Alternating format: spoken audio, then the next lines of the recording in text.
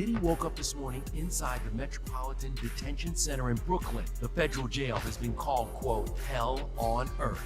He can't go into a regular housing unit because somebody will take him out, for sure. Diddy's attorney revealing the worst thing about jail for the rapper.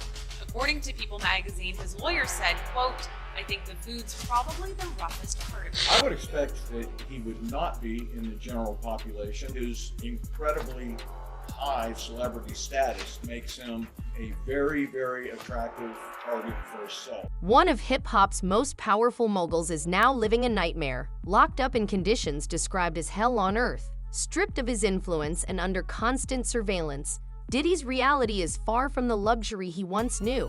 This isn't a movie. It's his life right now. We speak after a judge denied his request for bail a second time, and the place where he's locked up now getting a lot of attention. The Metropolitan Detention Center, the only federal jail in New York City, is known for violence, poor conditions, and a string of celebrity detainees. And Diddy's attorneys want him out. NBC News' Yasmin Youssian has more. From his $48 million Miami mansion to hell on earth where chaos reigns. Just some of the words used to describe the Metropolitan Detention Center where Sean Diddy Combs is now being held without bail after pleading not guilty to sex trafficking and racketeering charges. Combs abused, threatened, and coerced victims to fulfill his sexual desires, protect his reputation, and conceal his conduct. He is not the first high-profile inmate to pass through these walls. Ghislaine Maxwell, R. Kelly, Pharma Bro, Martin Shkreli, and crypto fraudster Sam Bankman-Fried, all as they waited for their federal criminal trials, called this jail home. But the conditions of the prison are far from homey, notoriously described as, quote, dreadful, as one judge put it. Some of the bench have even moved away from sending non-violent defendants there. In April, a group of detainees that prosecutors said were MS-13 gang members in court documents stabbed an inmate 44 times in an attack caught on camera. 2 shivs were recovered from the attack. You see them here. The victim survived. And in the last 3 years alone, 4 inmates have died by suicide. And violence is not the only issue. Accusations of medical neglect, staffing shortages, smuggling of drugs, some allegedly facilitated by employees. At least 6 staff members charged with crimes in the last 5 years, according to the AP. Some accused of accepting bribes and providing contraband. I've had clients describe NBC as hell, as the worst conditions they've been in. Lance A. Clark is a federal defense attorney who's been there many times. Now, if the government is going to mandate that they are responsible for your well-being, they have to ensure the safety of your well-being. Occupy the seats until they get heat. In the winter of 2019, protests over a power outage left inmates without light or heat for a week in the cold. Understand how cold it must be in those cells, and not to have any electricity, any lights, and to not be able to communicate with your family is just inhumane. The prison has about 1,200 detainees and is the only federal prison in the nation's largest city. The DOJ shut down New York City's other federal jail, the Metropolitan Correctional Center, back in 2021, 2 years after Jeffrey Epstein died by suicide. What happens when a celebrity accustomed to wealth and privilege is suddenly thrown into one of the country's most notorious jails? How does Sean Diddy Combs, a man who built his empire in the limelight, cope with life behind bars? With leaked reports exposing chilling details of his daily reality, we're taking a deep dive into the brutal conditions of Brooklyn's Metropolitan Detention Center, a facility infamous for housing high-profile figures like Jeffrey Epstein and R. Kelly, yet widely condemned for its inhumane treatment of inmates. Diddy woke up this morning inside the Metropolitan Detention Center in Brooklyn. The federal jail has been called, quote, hell on earth. Some of the shocking things that you see are the manufacturing of weapons, assaults. Inmates hid cell phones within their rectal cavity. Jails and prisons are very different from free society. We spoke with Cameron Lindsay, the former warden of Diddy's jail.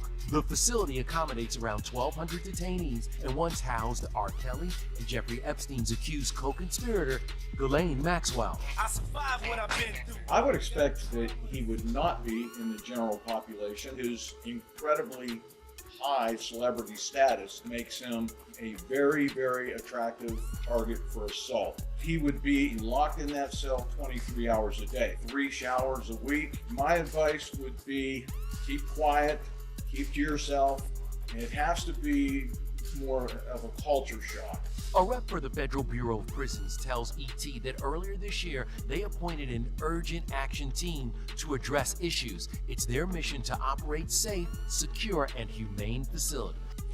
From daily psychological check-ins to rumors of special treatment, conflicting reports paint a complicated picture of Diddy's time behind bars.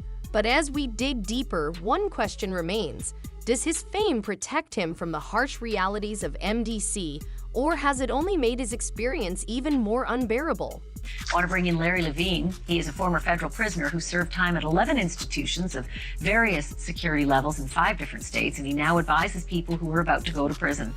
As the founder and director of Wall Street Prison Consultants. And of course, he's a friend of the show. So breaking news right now, Larry, I am just getting word.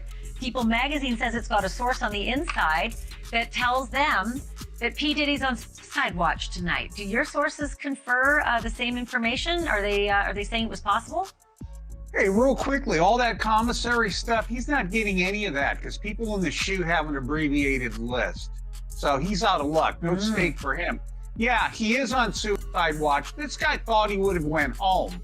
All of a sudden, he didn't get bond. Remember, the first night that he was there, he was like an overnight guest. When they pulled his bond hearing, now they checked him into the system, and reality has hit him. And I understand that he has a shrink coming by his cell to see him several times a day. And now there's talk about putting him in, it's like a bubble. It's like a cell that has like a plexiglass wall in it where they have inmates watching you. That's actually their job, to keep an eye on the inmates that are on suicide watch. Another error that I guess some warden told you this. There are sentenced inmates there. They're called cadre inmates. They don't have to be white collar inmates, but they're doing maintenance on the building. And the problem, why there's a lot of violence there, they have housing units.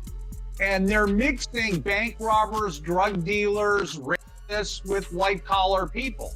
And this is why Diddy, he can't go into a regular housing unit because somebody will take him out for sure.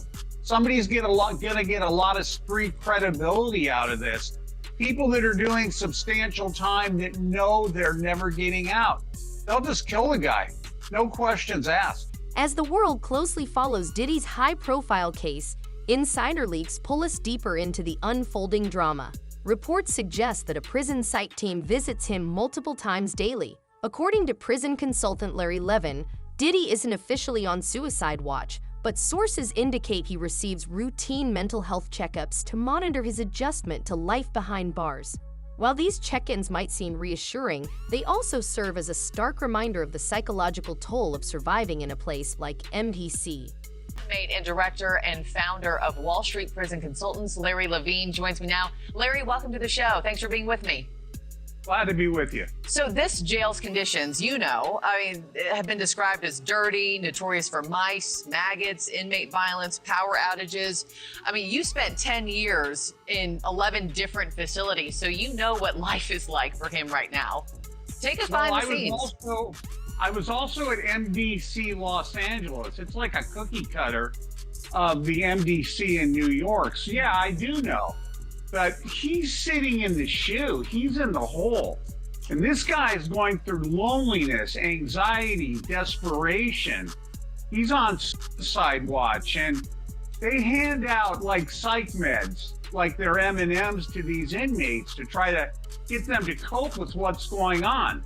So his entire existence is to sit in this little cell, essentially.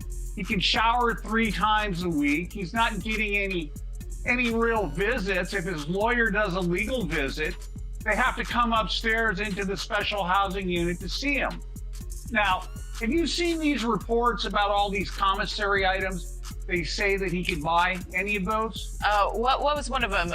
Steak or something? Ribeye, steak, all kinds of nonsense. He's in the SHU, people. He's in a special housing unit. He cannot buy things off the regular commissary list. On the other hand, Levin suggests Diddy may be receiving some preferential treatment, such as extra showers, a luxury most inmates don't get. But don't mistake this for comfort. Far from his lavish Miami mansion, he's now confined to a cramped cell in a facility notorious for violence, fatal altercations, and crumbling infrastructure. Life at MDC Brooklyn is nothing like what he's ever known. Legal experts have even compared the prison to a war zone, with recent stabbings and inmate deaths underscoring its brutal reality. As Levine bluntly puts it, he's not playing chess, he's surviving. Look, if he makes it to GP, general population, someone's going to stick a knife in him. They're going to put some bars of soap in a sock and boom, they're going to pop him over the head and split his head open like a watermelon. They cannot GP him at all.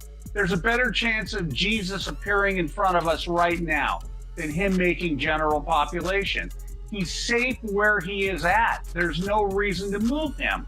And this nonsense about him getting bail, they're never going to give him bail. He wants to go to Essex County, New Jersey, to go to a cushy jail there. Remember, he's not a federal inmate. He's a U.S. Marshal detainee. So they just house him at MDC. And in order to send him to Jersey, they would have to transport him back and forth several times a week with like 6 marshals. They put him in one car, and there'd be a car behind him and a car in front of him.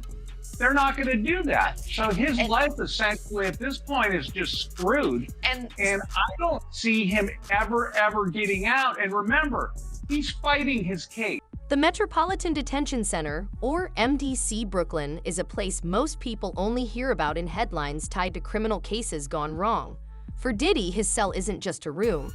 It's a stark, bare existence within walls that have housed high-profile inmates and harbored even darker secrets. Far from his former life of luxury, MDC is notorious for its grim conditions, described by one judge as a facility where violence and despair seem to thrive. MDC, which houses approximately 1,200 people, mostly those who are arrested and those who are awaiting trial, as well as those serving short sentences, this is a facility that has been plagued with issues. Violence, deplorable conditions, not enough manpower, drug smuggling. In fact, earlier this year, New York Representative Dan Goldman stated he would file a formal request for an investigation into the MDC. He released a statement saying, quote, "Over the last 2 years, there have been steady reports of deteriorating conditions at MDC harming inmates and correctional officers alike, including chronic understaffing, perpetual solitary confinement, and widespread violence." And then he said how a federal judge earlier this year cited the prison system's dreadful conditions as a reason not to remand a defendant to MDC. He said, quote, "Earlier this year, I toured MDC with the warden and executives from the Bureau of Prisons, all of whom acknowledged the improvements needed at the facility. Unfortunately, conditions have only gotten worse." The conditions are grim: overcrowded cells, constant lockdowns, and limited access to basic necessities like showers, exercise, and fresh air. Today we learned a local family had to make the tough decision to take a loved one off life support. The incidents that ultimately killed that man happened while he was an inmate at the Metropolitan Detention Center. He is the 5th MDC inmate, though, to die this year. That's 5 deaths in less than 6 months.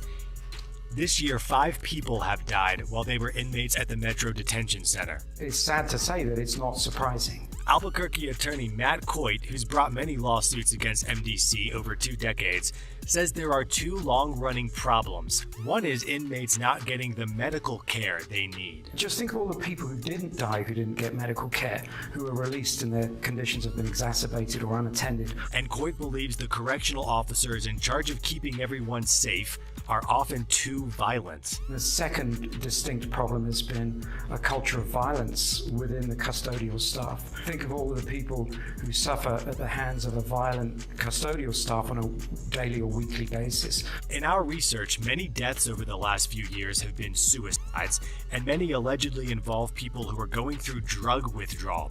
Coit says every jail should be prepared to help inmates suffering from a drug addiction. Survival at MDC isn't just physical, it's psychological. According to Levine, Diddy is quickly learning that the real battle is in his mind. Though he's not officially on suicide watch, frequent visits from the psych team suggest the harsh reality of his adjustment. The shift from a lavish mansion to a cramped metal cell is a jarring shock, stripping him of control and placing him at the mercy of the system. Adding to the pressure, Diddy's fame makes him stand out. Sources confirm he's housed in the Special Housing Unit, Keshechu, a prison within a prison meant for those deemed at risk. While it offers extra security, it also enforces near-total isolation, a psychological burden that has broken even the strongest minds. Didn't hear us tell you about prisoners being put into segregation at the Bernalillo County Jail, but we've never gotten to see what that looks like until tonight. Action 7 News reporter Regina Reese takes us on an exclusive tour and shows us where a man accused of shooting a cop is being held. So Regina, this is the Segregation Intake 4 unit. This is where you house all inmates that are administrative segregation with a high classification. Behind the doors of maximum classification segregation at the Metropolitan Detention Center. Maximum security for the inmates who are put in there. Inmates like Christopher Cook. He's charged with attempted murder after Albuquerque police say he shot one of their own, Officer Lou Golson, during a traffic stop. There's 4 tiers to a pod in the Mexican unit, in the cage area. Each inmate is in a cell by himself. They get just 1 hour out of the cell each day to shower, use the phone, and talk to other inmates. Only 1 inmate is allowed out at a time. Typically, a lot of inmates do sleep.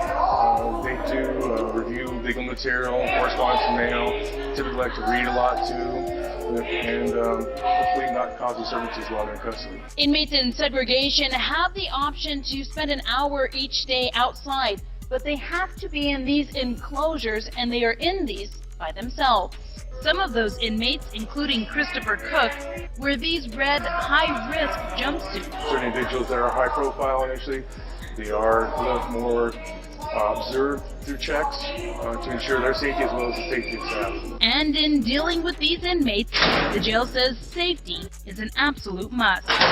Diddy's incarceration isn't just a personal struggle. It's a devastating ordeal for his family. With 7 children on the outside grappling with his arrest, the emotional toll is undeniable. Sources close to the family reveal that his greatest concern isn't himself but his kids. While reports indicate he has managed to have brief phone calls with them, the restricted contact makes those rare conversations all the more precious, leaving both him and his loved ones yearning for more. More than a month after their father's arrest, the children of disgraced music producer Sean Diddy Combs are speaking out. In a joint statement posted to social media, 6 of the embattled music mogul's children rallied in support of their dad. The statement posted to Instagram by Combs' son Quincy Brown reads, quote, "The past month has devastated our family. Many have judged both him and us based on accusations, conspiracy theories, and false narratives that have spiraled into absurdity on social media. We stand united, supporting you every step of the way. We hold on to the truth, knowing it will prevail, and nothing will break the strength of our family. We miss you and love you, Dad." Combs' children, Justin Dior, Christian King, Chance, Delilah, and Jesse, were all listed as collaborators and tagged in the post. As Diddy's legal team pushes for a transfer, possibly to a New Jersey facility, MDC remains firm, citing security protocols and institutional policy. Meanwhile, even the most basic aspects of daily life, like food, add to the harsh reality of his incarceration. Known for its notoriously poor meals, MDC offers little comfort, and according to his attorney, the food might be one of the toughest parts of his experience. It's a small but telling detail, highlighting just how drastically his world has changed. Diddy's attorney revealing the worst thing about jail for the rapper. According to People magazine, his lawyer said, quote, "I think the food's probably the roughest part of it." The meals are supposed to be nutritionally balanced and edible. He would receive 3 meals per day. Very basic meal expectations. Diddy's new diet going on more than 3 weeks behind bars. The New York Post reports he was served Swedish meatballs after pleading not guilty to his charges of fing and racketeering. He will have his meals delivered to him. He would not go to a dining hall in a high-rise like the MDC Brooklyn. The correctional officer on the unit delivers them to the detainee or the inmate. So, what's next for Diddy? The hip-hop mogul who once dominated the industry now faces an uncertain fate in one of the country's toughest jails. While reports of preferential treatment and psychological check-ins may seem like small comforts, in a place like MDC, they can be a fragile lifeline. But make no mistake, there are no true escapes here. This isn't just incarceration, it's a harsh reckoning with the cost of lost freedom. As his story continues to unfold, one question lingers. How will he endure the months ahead, trapped in a system that spares no one, no matter their status?